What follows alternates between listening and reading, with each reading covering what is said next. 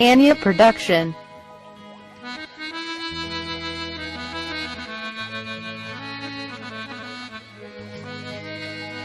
समझु न सजण सभ खे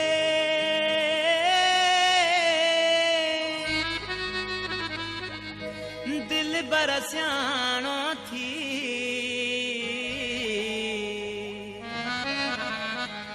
इल्ताफ बिरोही थी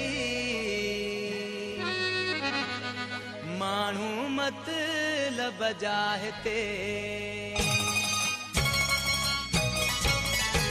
हर शख्स खे सजण न चओ सुहिणा हिते हर को मतलब जो आहे हर शख्स खे सजण न चओ सुहिणा हिते हर को मतलब जो आहे हिते दोस्त फिरे नथी देर लगे हिते दोस्त फिरे नथी देर लगे पाछो बि हिते पंहिंजो नाहे हर शख्स खे सजण न चओ सुहिणा हिते हर को मतलब जो आहे हर शख्स खे सजण न चओ सुहिणा हिते हर को मतलब जो आहे हिते दोस्त फिरे नथी देर लगे हिते दोस्त फिरे नथी देर लगे पाछो Anya Production. पंहिंजो नाहे हर शख्स खे सजण न चओ सुहिणा हिते हर को मतलब जो आहे हर शख्स खे सजण न चओ सुहिणा हिते हर को मतलब जो आहे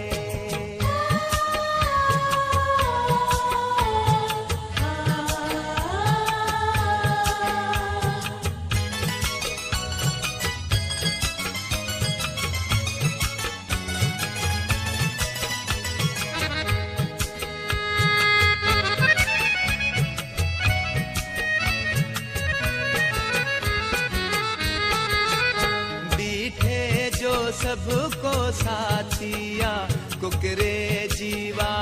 रखो न कंदो बीठे जो सबको साथिया कुकरे जीवा रखो न कंदो दुख जॾहिं मथां बीठा तुंहिंजे तोखे पंहिंजो बि पंहिंजो न कंदो गल लुड़कन सां पुसंदई कोई गल लुड़कन सां पुसंदई कोई अची हाल भाई थींदो नाहे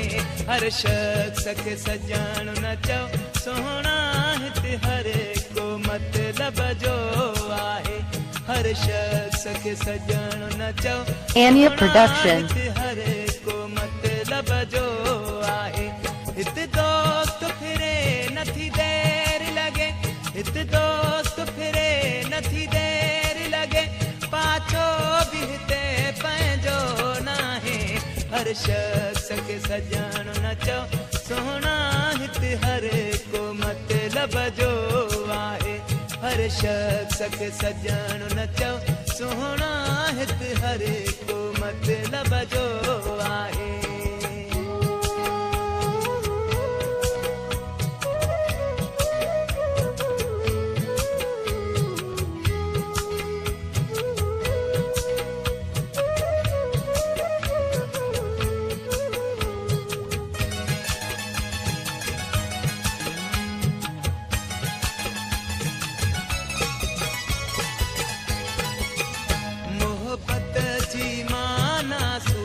सितम